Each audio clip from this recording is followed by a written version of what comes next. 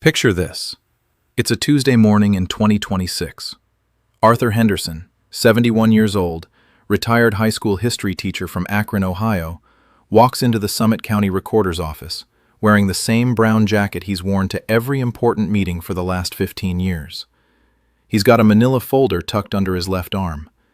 Inside that folder is a quitclaim deed he downloaded from a legal forms website for $19.99.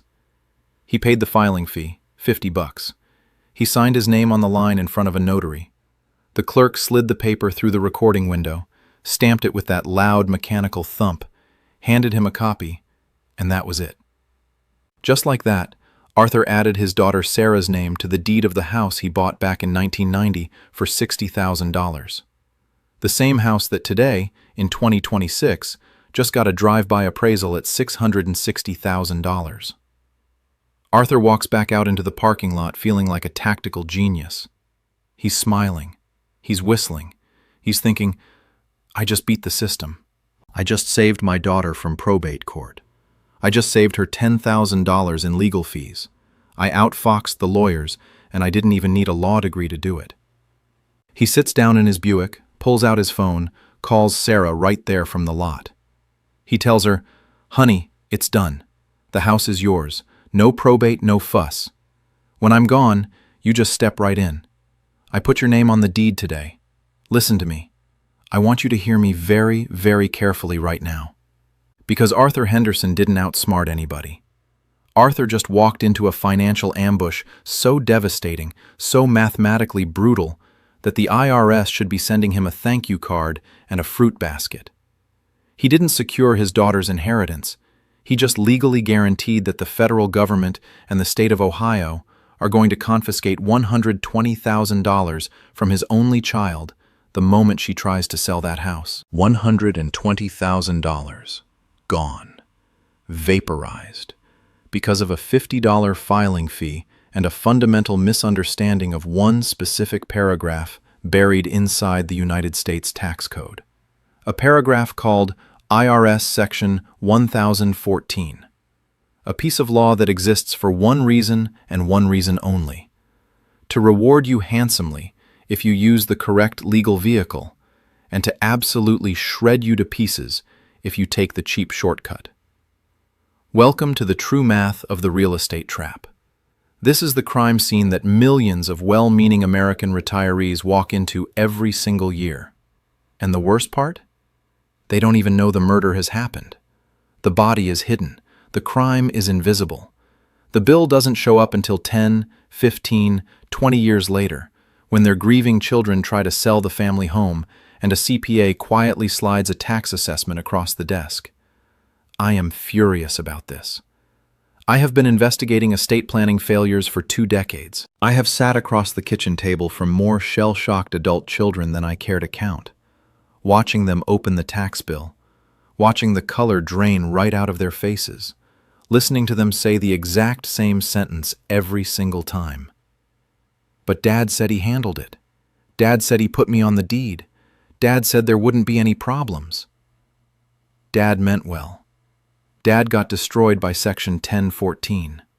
If you have ever filed a quitclaim deed to add a son, a daughter, a niece, or a grandchild to your primary residence, or if you are sitting at your kitchen table tonight looking at that legal forms website, thinking about driving down to the county clerk's office next week to just take care of it, then you need to stop everything you are doing and watch every single second of what comes next.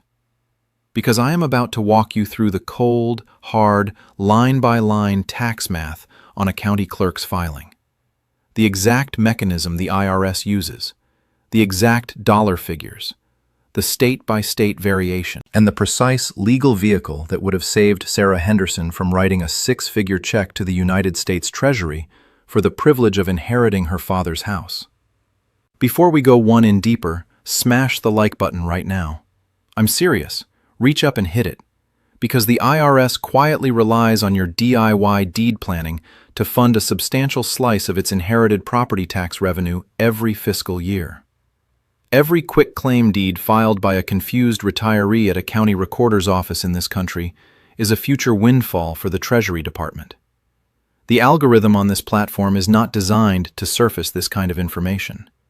The algorithm is designed to surface mortgage refinance ads, dancing teenagers, and cooking videos. So, if you want this information to reach the next retiree who is about to drive down to the clerk's office with a manila folder and a misplaced confidence, you need to hit that like button right now and break the algorithmic shadow ban on Senior Financial Truth.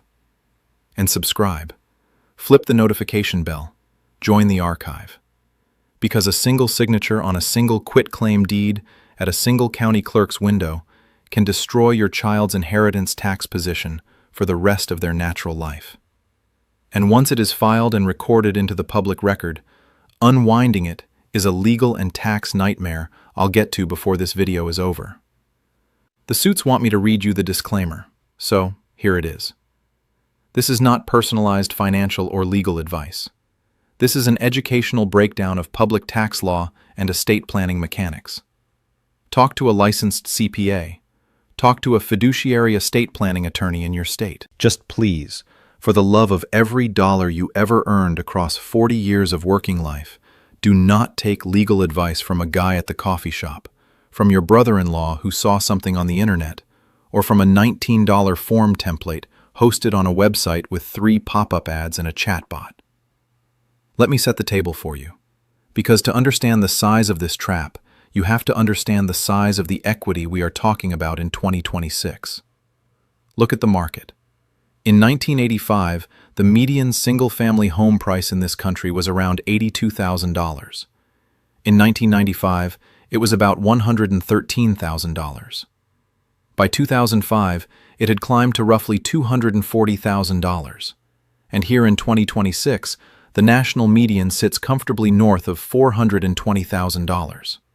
In coastal California, the average single-family home is well past $900,000. In the Phoenix metro, the Denver corridor, suburban Boston, the Florida panhandle, the Nashville suburbs, we are routinely seeing $700,000, $800,000, even $900,000 homes on quiet residential streets where retired school teachers and former auto plant workers have lived for 40 straight years. The retiree generation, the Americans born roughly between 1945 and 1962, are sitting on the single largest concentration of unrealized real estate gains in American history. The Federal Reserve has tracked this for years. We are talking, conservatively, about somewhere in the neighborhood of $14 trillion in residential home equity held by Americans over the age of 65.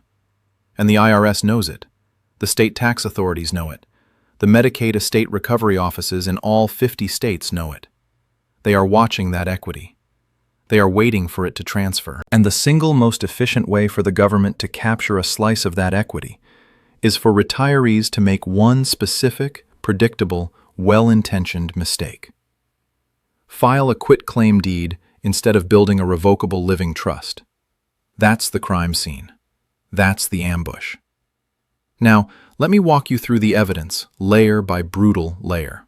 The first layer of evidence, the gift basis versus stepped-up basis disaster. This is the engine of the trap. This is the part you have to understand if you understand nothing else. IRS Section 1014. Open the code, read it for yourself. Section 1014 says that when a person inherits property from a decedent, that is, when they receive property because the original owner died, the recipient's tax basis in that property is stepped up to the fair market value as of the date of death. That is what the term step up in basis means. It is one of the single most powerful pro-taxpayer provisions in the entire Internal Revenue Code. It is the reason wealthy families have been protecting multi-generational real estate for 100 years. But, and this is the part they hide in the fine print, Section 1014 only applies to property that passes at death, not before. Not during life, at death. The flip side of Section 1014 is something called the carryover basis, or gifted basis, which is governed by Section 1015. When you give property to someone during your lifetime, when you gift it, the recipient does not get a stepped-up basis. The recipient assumes your original basis. Whatever you paid for it, plus any qualifying improvements, That is what the recipient inherits tax-wise. Now here is the critical legal mechanic. When you sign a quitclaim deed and add your adult child's name to the title of your primary residence while you are still alive, the IRS does not consider that a magical estate planning move. The IRS considers that a gift. A taxable gift, tax-relevant, basis-carrying gift. You have just gifted, depending on how you titled it, anywhere from 1/2 to the entire fee interest in your home to your child. And under Section 1015, your child now holds that gifted portion at your original basis, the basis you bought the house at decades ago, before half the kids in this country were born. This is the mechanism. This is the trap. This is what no one tells the retiree at the county clerk's window. Let me do the math live on camera, with real numbers from Arthur Henderson's actual situation. This is what I call tax porn, the brutal, unsparing calculation that every retiree needs to see before they ever pick up a pen. Scenario A, the DIY trap, the quitclaim disaster. Arthur buys his house in 1990 for $60,000. Over the years, he puts in maybe $20,000 of qualifying capital improvements, a new roof in 2002, a new kitchen in 2009. So, his adjusted cost basis, the number the IRS cares about, is $80,000. Today, 2026, the house is worth $660,000. Total appreciation since 1990, $580,000 of unrealized gain sitting inside the walls of that single building. In 2020, Arthur drives down to the Summit County Recorder's office, files a quitclaim deed, and adds his daughter Sarah to the title as a joint tenant with right of survivorship.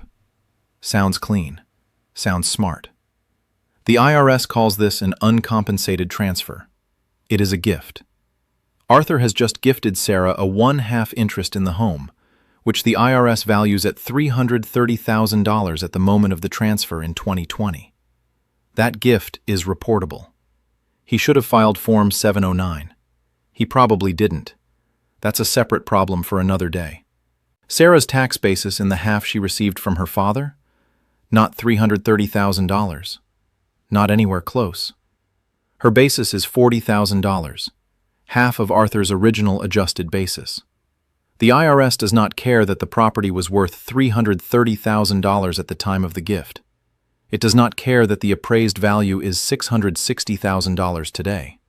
Section 1015 says the basis carries over from the donor, period. Arthur passes away in 2026. Sarah now inherits the other half of the house, Arthur's remaining 1/2 interest through joint tenancy survivorship. That half does receive a step up to fair market value of $330,000 on the date of death. So, Sarah's blended basis is now $40,000 from the gifted half, plus $330,000 from the inherited half, for a total adjusted basis of $370,000. Sarah's grieving. She doesn't want to live in the old family home. She lists it. It sells for $660,000.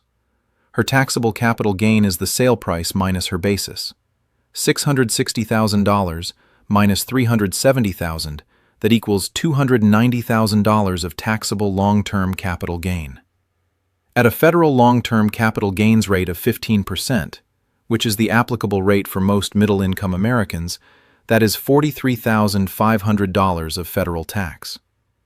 Add Ohio's state income tax treatment of capital gains at roughly 4 to 5%, and you're taxing on another $11,000 to $14,000 to the state. Add the net investment income tax surcharge of 3.8%. If Sarah's income is over the threshold, that's another $11,000. Sarah's writing checks totaling somewhere in the neighborhood of $65,000 to $70,000 in capital gains tax, and that is the best-case scenario, where she only got 1/2 through gifting. If Arthur had transferred the entire deed in one shot, full 100% fee-simple quitclaim, Sarah would be sitting on a $580,000 taxable gain, and she'd be writing checks totaling well over $120,000 to the government. $120,000 for one signature on one quitclaim deed. Scenario B, the insurgent plan, the living trust. Same Arthur, same house, same $60,000 purchase price in 1990, same adjusted basis of $80,000, same $660,000 appraised value in 2026. But in 2020, Arthur did not drive to the county clerk's office with a quitclaim deed. Instead, Arthur spent somewhere between $2,500 and $4,000 with a licensed estate planning attorney in Ohio and established a revocable living trust. He titled the house into the trust through a warranty deed transfer. He named himself as the initial trustee.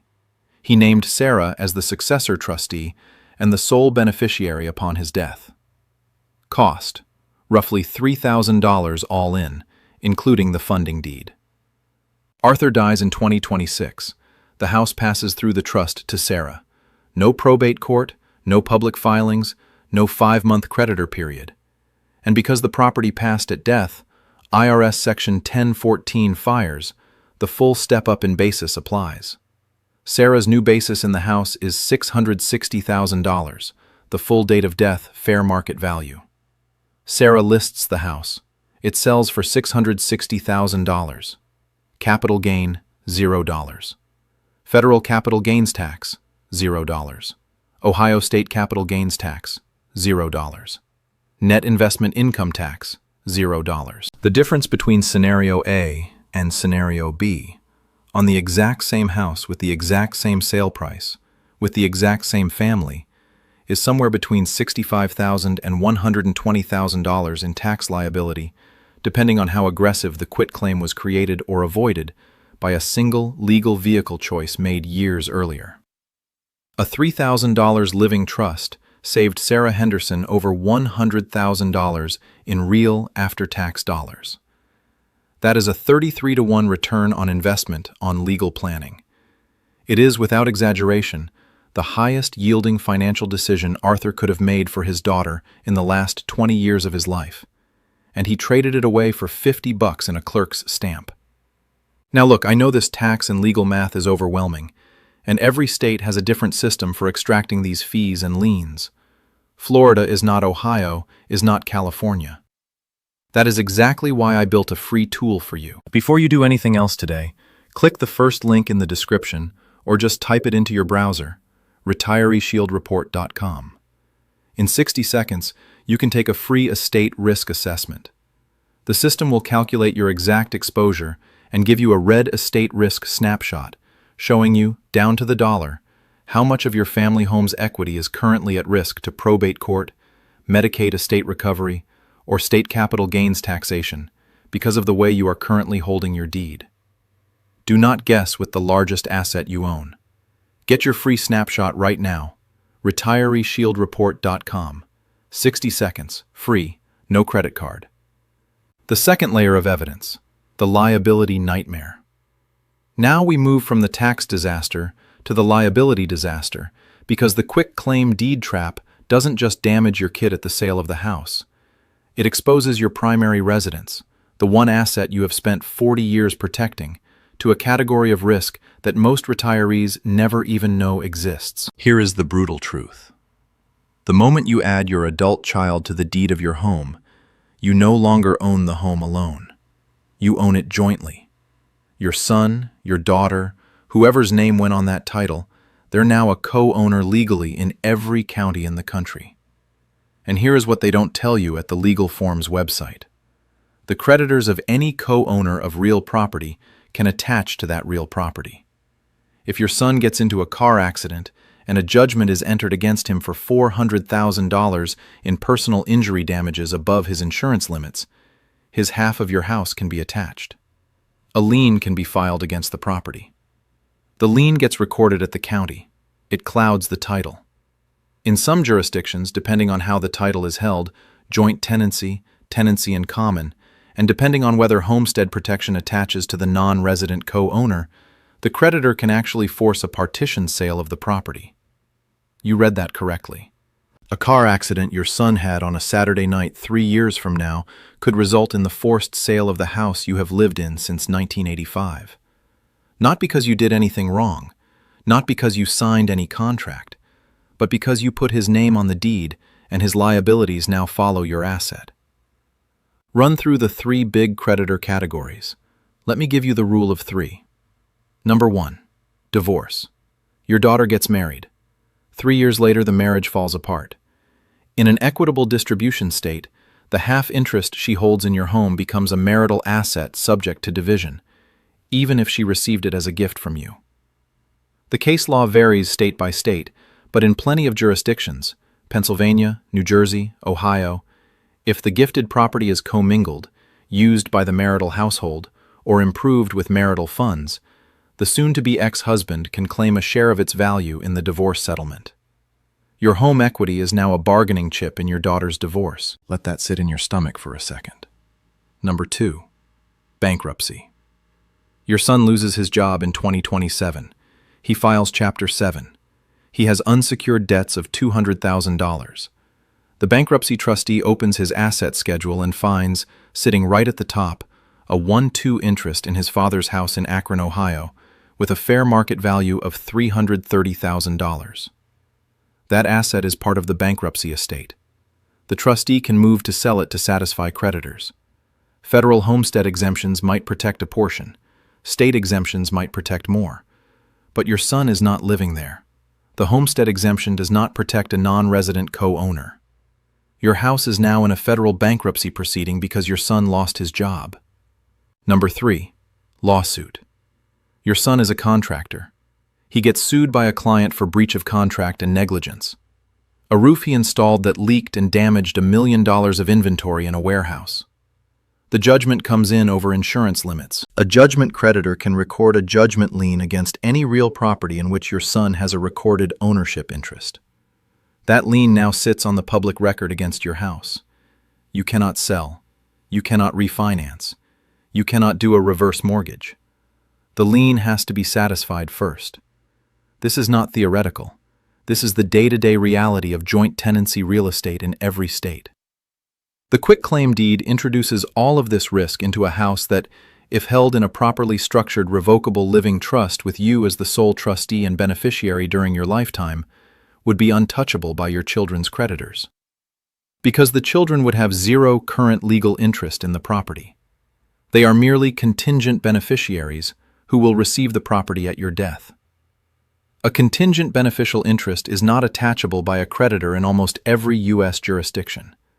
This is the part that should make you furious.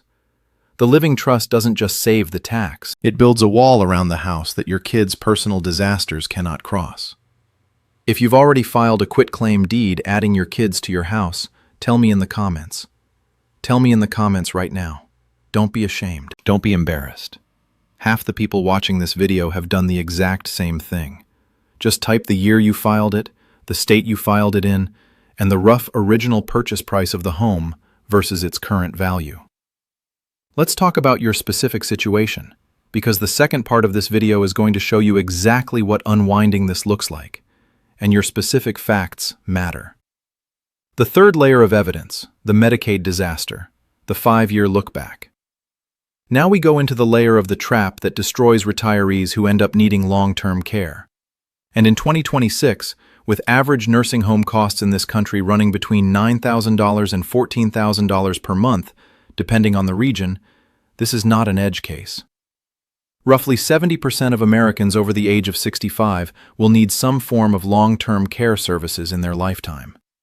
Most people cannot afford to private pay nursing home care indefinitely. After 12, 18, 24 months of private pay, they exhaust their liquid savings, and they apply for Medicaid long-term care benefits.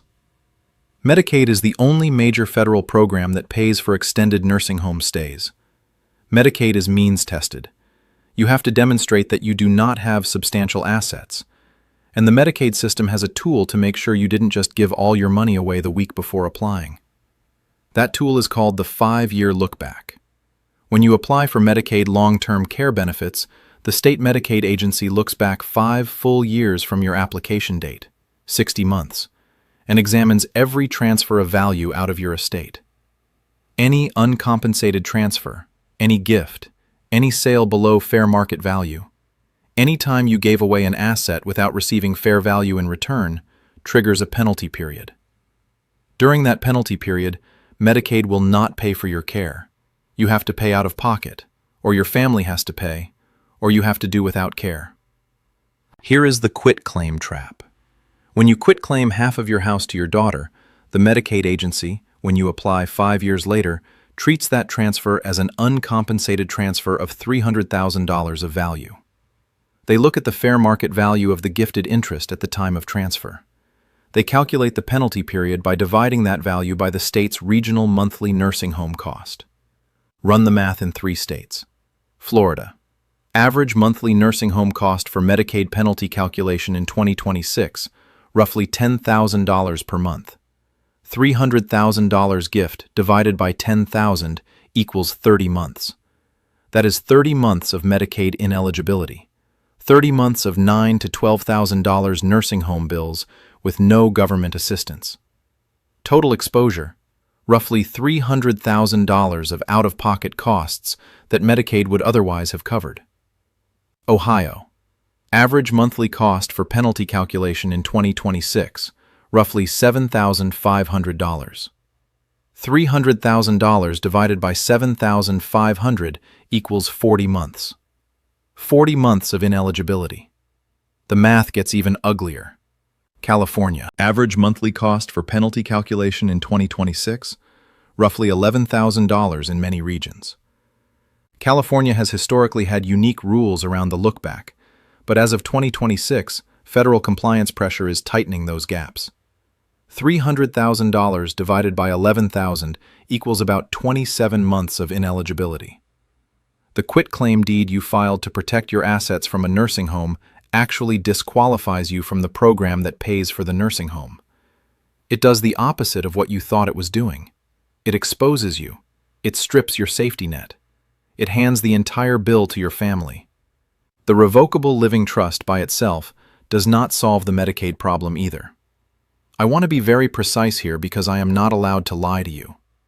A revocable living trust is fully countable as your asset for Medicaid purposes because you retain control. To solve the Medicaid problem specifically, you typically need to layer in an irrevocable Medicaid asset protection trust, executed and funded more than 5 years before your application date. The combination of the revocable living trust for probate avoidance and step-up in basis preservation, plus in some cases, an irrevocable trust strategy for Medicaid protection, is the actual professional plan that an elder law attorney and a CPA would build for you. Not a quitclaim deed downloaded from a website, the villain. How the system seizes equity. Let me lay out how this entire ecosystem works against you, because once you see the structure, you cannot unsee it. The county clerk does not care. The clerk's job is to record documents. The clerk is not your lawyer. The clerk is not your CPA. The clerk will record a quitclaim deed that destroys your child's tax position with the same cheerful efficiency that they record a properly drafted trust funding deed that protects it. The clerk gets $50 either way. The system is designed to be neutral at the recording level and brutally punitive at the tax level. The IRS is patient.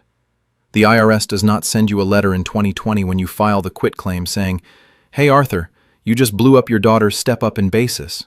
Want to reconsider?" That is not how it works. The IRS waits. The IRS waits for the death certificate. The IRS waits for the sale. The IRS waits for the 1099-S filing from the closing attorney that reports the sale price. The IRS cross-references the original deed.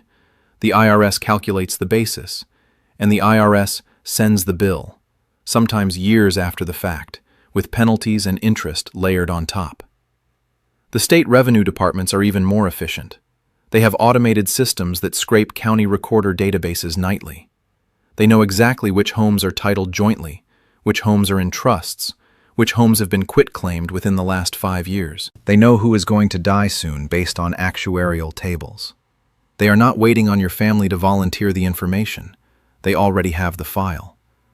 The probate courts are technically a separate branch, but the result is the same. Probate fees in every state are a percentage of the gross value of probated assets. In California, statutory probate fees on a $660,000 house run roughly $15,000 to $16,000 in attorney fees, plus the same again in executor fees, plus court costs. Total probate cost on a single asset estate in California with a $660,000 home, easily $30,000 to $35,000. In Florida, probate fees are more modest but still significant, generally 3% of the estate value, so roughly $20,000 on the same house. In Ohio, probate is cheaper, but still grinds through 6 to 12 months of court time and several $1,000s in fees. The living trust avoids probate entirely, avoids the public filing, avoids the creditor notice period, avoids the attorney percentage fees, distributes the property privately, immediately, and at full step-up basis. Share this video. I'm serious. Send this video to one retiree you care about, not tomorrow, today. One person, one conversation now saves them $75,000 later. There is no other 12-minute conversation you can have with someone in your family that will deliver that kind of financial protection. Send it. The strategy, step-by-step documentation. So what do you actually do? What is the playbook? Step 1. Inventory. Pull every single deed for every single piece of real property you currently own. Single-family residence, rental properties, vacation cabin, vacant land. Get the actual recorded deed from the county. Look at exactly how the title is held. Sole ownership, joint tenancy, tenancy in common, tenancy by the entirety, community property with right of survivorship. Each of these has different legal and tax consequences. You need to know the current state of the title before you do anything else. Step 2. Pull your original purchase records. Closing statement from the original purchase. Head 1 if you bought before 2015. Closing disclosure if you bought after. Receipts for major capital improvements, roof replacements, kitchen remodels, additions. Anything that qualifies as a capital improvement under IRS rules increases your basis. These documents may be in a fireproof box in your basement or in a folder labeled Old Taxes in your filing cabinet. Find them, photograph them, keep them organized. Step 3. Get a current valuation. Either a formal appraisal or a thorough comparative market analysis from a real estate professional. You need to know what the property is worth today so you can size up the unrealized gain. Step 4. Calculate the spread. Current value minus adjusted basis equals unrealized gain. That number is the variable that determines whether you have a $5,000 problem or a $100,000 problem if you handle the transfer incorrectly. Step 5. Engage a licensed estate planning attorney in your state of residence and a CPA. Not a friend, not a forms website. A licensed, insured, fiduciary-bound professional. This will cost you somewhere between $2,000 and $6,000, depending on the complexity. That is the cost of getting it right. Step 6. Build a revocable living trust. Standard structure. You are the grantor. You are the initial trustee. You are the primary beneficiary during your lifetime. Your spouse is co-trustee and contingent beneficiary if married. Your adult children are successor trustees and remainder beneficiaries on the second death. You retain complete control. You can amend it. You can revoke it. You can move money in and out. You can sell the house. You can refinance. You can do everything you could do before. You are giving up zero control during life. Step 7. Fund the trust. This is the step everyone forgets. A trust that does not own assets does nothing. You must execute a new deed, typically a warranty deed in most states, or a grant deed in California that transfers title from yourself individually to yourself as trustee of the trust. This deed must be recorded at the county. It does not trigger a transfer tax in most states because the beneficial ownership has not changed. It does not trigger a Proposition 13 reassessment in California because there's a parent-to-trust exclusion when properly structured. It does not trigger a due-on-sale clause in your mortgage in most cases because federal law, the Garn-St. Germain Depository Institutions Act, exempts transfers to revocable trusts by the borrower. Step 8. Update beneficiary designations on every other major asset, retirement accounts, life insurance, transfer on death accounts, payable on death accounts. The trust should be the contingent beneficiary or primary beneficiary where appropriate, depending on the asset type. Retirement accounts in particular have very specific rules under the Secure Act and Secure Act 2 that affect beneficiary structuring. Step 9. Document, store, and communicate. Make sure your successor trustee knows the trust exists, knows where to find the documents, has contact information for the attorney and CPA. The greatest trust in the world is worthless if your children don't know it exists and cannot locate the binder. Save this video right now, hit the save button, add it to your private library. This is your survival manual. When the IRS sends that letter you weren't expecting, or when your CPA starts asking questions about the deed transfer from 6 years ago, you will want to come back to these timestamps. You will want to walk your spouse through this math at the kitchen table tomorrow morning. Save it. The final warning. Listen to me. In 2026, with home values where they are, with the retiree generation holding $14 trillion unrealized real estate gains, with the IRS automated systems more sophisticated than they have ever been in human history, the cost of getting your deed structure wrong is the highest it has ever been in American history. 20 years ago, when homes appreciated more modestly, a quitclaim deed mistake might have cost a family $15,000. Today, on a typical boomer-owned home in any major metro, the same mistake cost the family $100,000 or more. The trap has gotten bigger, the teeth have gotten sharper, and the IRS has gotten faster at collecting. Do not file another deed until you understand the consequences. Do not download another $19 form. Do not take advice from your brother-in-law. Do not assume your situation is too small to matter. The smaller the estate, the more devastating the percentage lost to a single mistake. Go to retireshieldreport.com right now. Take the free estate risk assessment. Get your real estate risk snapshot. See in black and white how much of your family home's equity is currently exposed because of how the deed is structured today. And once you have your free snapshot, grab the 2026 Retiree Asset Protection Blueprint that is available on the site. The blueprint walks you step by step through exactly how to lock down your primary residence inside a properly structured, revocable living trust. How to coordinate with an irrevocable Medicaid asset protection trust if long-term care planning is on your horizon. And how to avoid the IRS deed trap entirely. The blueprint is the field manual. The snapshot is the diagnostic. Together, they are the survival kit. Do not let your 40 years of equity get strip-mined by a $50 filing fee at a county clerk's office. Subscribe, hit the bell, smash the like button if you didn't already. Drop your story in the comments. Send this video to one retiree in your life tonight, and go get your snapshot at retireshieldreport.com before the next family dinner conversation. This is the true math of the real estate trap. Now you have seen it. Now you cannot unsee it. Now you have the responsibility to act on it. I'll see you in the next investigation.